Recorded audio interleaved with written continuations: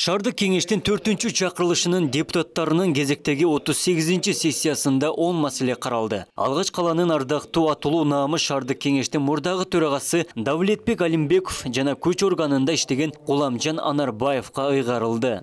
Ошолордун ардактуу атулуу наамы Алимбеков Давлетбек Алиевичке ыйгарылсын.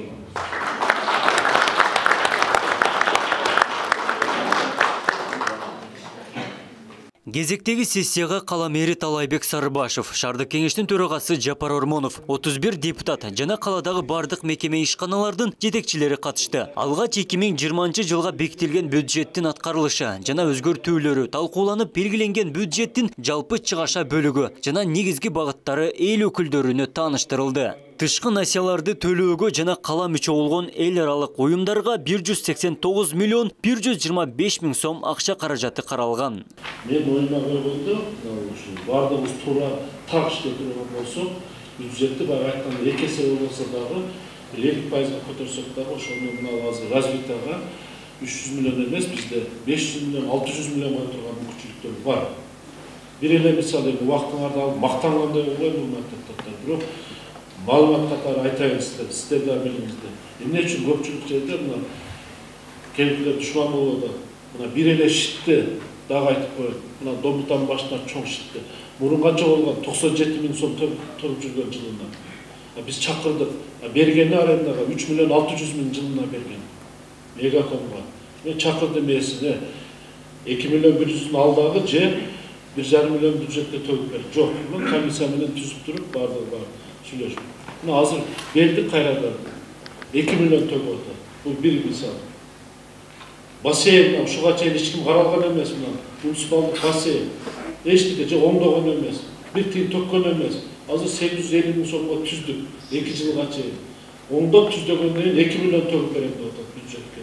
Шаар казнасынын бул жылдагы каржылык көрсөткүчү 1 миллиард 357 миллион 700 миң сомду түзгөн. Өткөн жылкыга салыштырмалуу 32 миллион 987 миң сомго көп. COVID-19 пандемиясынын экономикалык кризиске кептеген жагдайларын эскалуу менен макроэкономикалык өнүгүүнү калыбына келтирүү үчүн жеңилдиктер бар. Эл өкүлдөрү инфляцияга жана шаардын өнүгүшүнө салыштырмалуу бюджеттин өсүү көрсөткүчү төмөн экендигин айтты.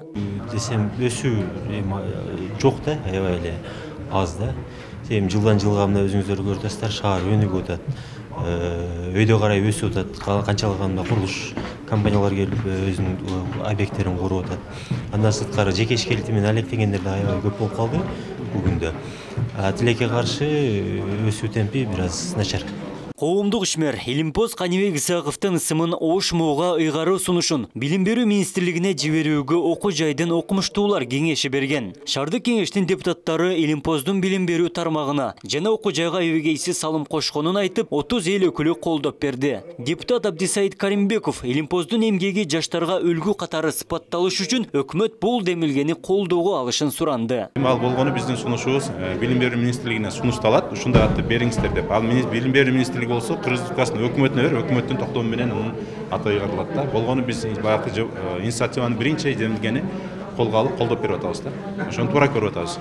Ошондой эле учурдан пайдаланып, депутат катары, шаардын жараны катары мен ал кишини жакын билген адам катары дегендей баарыбыз сырттан мындай байкап кылган иштерин билген адам катары реалдуу болот да, эгерде чындыгында ошол кишини биз мамлекеттик университетине атын ыйгарсак абдан туура болмок да. Ошону мен Билим берүү министрлигинен, тийиштүү мамлекеттик өкмөттөгү биздин жетекчиликтерден, премьер-министрден суранып кетем да. Шаардын негизги жана ички жолдорун оңдоп түзөө үчүн 100 миллион сом каражат бөлүндү. Капиталдык курулуш тармагына 200 миллион сом каралып, каланын инфраструктурасын жакшыртууга өзгөчө көңүл бурулуусу айтылды. Бир жылдык бюджет кала тургундарынын муктаждыгына жараша бөлүнүп, коомдук угуудагы өткөрүлгөн. Казнанын киреше чыгаша бөлүктөрү кайда иштетилип жаткандыгын элге ачык айкын айтылып, бюджеттик процесстердеги бардык кабыл алынуучу чечимдер коомчулукка тааныштырылып турулушу кажет. Абдумалик Базарбаев, Элеман Акбаев, Ош ТВ. Эми сунуштарга өтөбүз, урматтуу депутаттар. Кимде кандай сунуш бар? Абсек Мамаев. Ишкерлер менен биз бир топ жолу түшүндүрүштөрдү жүргүзүп атабыз да. Шарт түзүп берип атабыз. Өзүбүздү чын ишкерлер ишкерлер сиздер атабыз. Коргонгондорду айтып атабыз, текшерүүнү азайткыла, мамлекет тарабынан да көңүл буруп атат. Биз дагы болушунча айтып атабыз. Анан көп форум өткөздүк, жаш ишкерлер менен, строительдер менен шаардагы өзүңөр тилип өйрөтпөйсүңөр, бар жерден эмелерди жолугучларды көптөп өткөзүп, аларды угатабыз да. Акыркы эле жолу Шанхайда Жапар Туратовичтер барып жолугуп катышып атат. Кылышча түшүндүк иштерин жүргүзүп атат да. Эгер сиздер да ишкерлер менен дос жарыңар бар, эгер ишкерлерге кандай тоскоолдук болсо, биздин эшигибиз дайым ачык. Ишкерлерге кандай ким тоскоолдук кылса, ким мындай мыйзамсыз иштерди бул текшерүүлөр болматса, анда ачык айтып шаар башчысы катары биз аларды колдоп жүрөбүз, мындан ары да колдоп жатабыз. Бул бирок эми айтыш керек. Азыр мына өткөндө көйгөн жетекчиси жакшы айтты. Коррупция бир эле мамлекеттик кызматкерлерде эмес, ишкерлерде да каралып жоопкерчилик сезебиз деп. Ошон үчүн азыр ишкерлердин үстүнөн да каралат. Ошон үчүн ишкерлер да мына айтып атпайлы, Кудайга шүгүр, быйылкы жылды мына ушундай оор жыл болсо да 102% аткардык, 32 миллион сомго мына салык кызматынын башчысы жангелип былтыр 30% көтөрөм деп вада бердилер, бирок тилекке каршы план ашы менен аткарды. Корректировка кылыш деп, конечно, бирок пландан аткарды да. Быйыл кече коллегадан дагы айттык, быйылкыга ошо 30%, ошо 30% деле мына 350 миллион, 400 миллионго жакын барып калат да. Кудай буйруса аткарып калса, бул вадасын аткарып. Ошончо болот. Şu işgallerge daha жеткизиш керек. Мына быйыл көмүскө салыкты биз тараптан эч кандай тосуу болбойт, только колдойбуз, алар дагы баягы көмүскө салыкты жашырбай чыгарыш керек да. Бардыгыбыз ага сиздер дагы урматтуу депутаттар жардам беришиңер керек, ушул боюнча караш керек, эл арасында түшүндүрүп жүрүш керек. Даяр акчаны бөлүп коюш оңой, анан жасап бер, мынаны жасап бер. Акча чогултуш, акча табыш аябай оор болот да. Мына сиздердин дагы түздөн түз милдетиңиздер, ошондой источниктерди таап, жолу кошуп керек болсо, сиздердин уюштуруңуздар, мен дагы кошуп барайын. Мында, конечно, мемлекеттик балдар негизгисин айтып атам да, бирок мен ар бир жолугушта Жапар Туратович сөз чакырып атам да. Эми Кудай буюрса азыр айтканда, былтыркы жыл менен быйыл салыштырмайлы, быйыл мен ойлойм, насип иштеп жүрсөк, сөз өзгөрүү чоң болот буюрса. Ушундай коркунучтар бар, эске алып койсоңуздар, сунуштар ретинде. Экинчи суроом, талай маселе сизге азыр өкмөттү өзүңүз көрүп атасыз, кыскартууларга барылды. Ошондо биздин Ош шаарында керексиз элдин кызматын болбаган ишканалар четке салынат да. Ошолорду кыскартууга барасыздарбы? Бар. Өзүңүздөр күбө болдуңуздар. Бир топ муниципалдык ишканалар бар. Биз көптөгөн спецтехникаларды жергиликтүү бюджет эсебинен 2 жылда алып берип, көпчүлүгүнө баардык шарт түзүлүп калды. Ошол эле тазалык ишканасына, УМЭС ишканасына, белки ЖКХга, Горводоканалга, Горсветке баардыгына тиешелүү спецтехникаларды жергиликтүү бюджет эсебинен алып бердик да. Мен оюма койгондо, ушул баардыгыбыз туура так ишке турган болсок, бюджетти баягы айтканда 2 эсе болбосо дагы 50%-га көтөрсөк дагы ошону мына азыр развитияга 300 миллион эмес, бизде 500 миллион, 600 миллион кое турган мүмкүнчүлүктөр бар.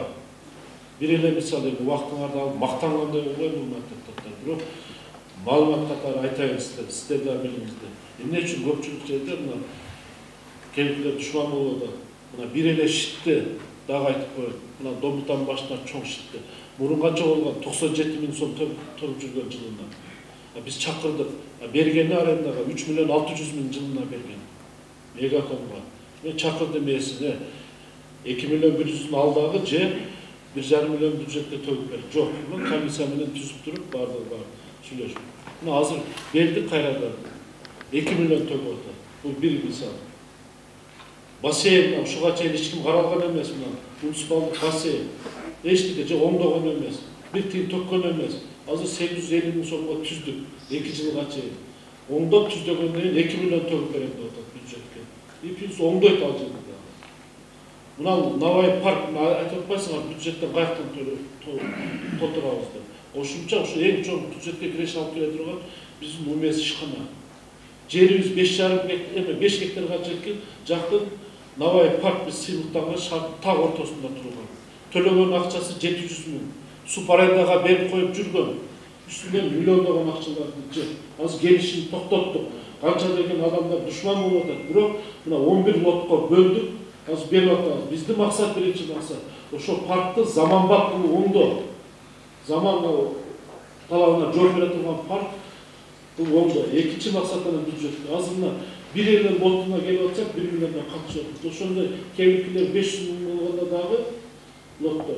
Мына средний 6 миллион биз ставка цена коюп атабыз. Аны дагы ачык айткын коебуз. Мына бут тосуулар болуп атат. Кече УМСтин бир замын иштен алдым, айла жок. Оор болду иштен алып. Ак үйдөн, көк үйдөн, айылдан бар чыкпаган адам калбады. Ушунчалык тамырлашып кеткен экен ушу замда. Андан көрөк ачык айтат. Вице-мэрлерди алмаштырып койшо оңой да. Акча бар жерде бардыгы кеткиси келбейди. Ошого карай алмаштырды. Азыр берип атам, жакында даралан көрөсүнчү. Эгер оңдо болсо, түздө болсо. Жетекчиси больницада болду, талаптан болду. Эгер ушу теп менен кетсе алмаштырыш керек турат. Шаардын бюджетинде тура турасыздар силер. Чоң мүмкүнчүлүк бар. 500 миллион кошо турган мүмкүнчүлүк бар. Бирок система болгон экен да, система каралбаган экен. Турабы турат. Ошон үчүн алмаштырган зоң мен ошо аз айтып аткан бюджетте киреше алып келе турган аябай чоң мүмкүнчүлүктөр бар да. Бардыгы зыктап болсо, бири болсо, силер колдоп турсаңар, жаңы келген депутаттар, жаңы кайсы биз насип кылып болсо биз иштейбиз. Жаңы менен насип кылып болсо алар иштей турган. Биз жардамыбызды беребиз. Каякта турмуш көрүп жатат, каякта источниктер тапсырылып, кийин башка мер келсе да биз сөзүбүздү айтканда даяр. Шаардын кызыкчылыгы үчүн, элдин кызыкчылыгы. Насип кылса өзү иштесе, ал өзү жетип алат. Талай Васильевич, акыркы суроомдон калдыңыз. Кыскартууларга барасыздар деген. Кыскартууга эми мен ошон үчүн баягы силерге урматтуу депутаттар мына Жапар Турашевга айттым эле. Бул силер карап бериңиздер, силер жардам бериңиздер депчи. Анан эми биз мен Жылдызбек мырза өзүм кичине мына бюджетти карап атканда тагы майнып калып, 10 миң эмеде болуп калдым. Анан бул эми штаттык расписаниялар эмелер өкмөттөн бекитип берилет. Анан муниципалдык ишканалардын эми бири-бири кайталаган иштебегендерин аны макулдашып ыстатсак болот. Барак. Сунуш иретинде мен Жылдызбек Абдыкадыровичке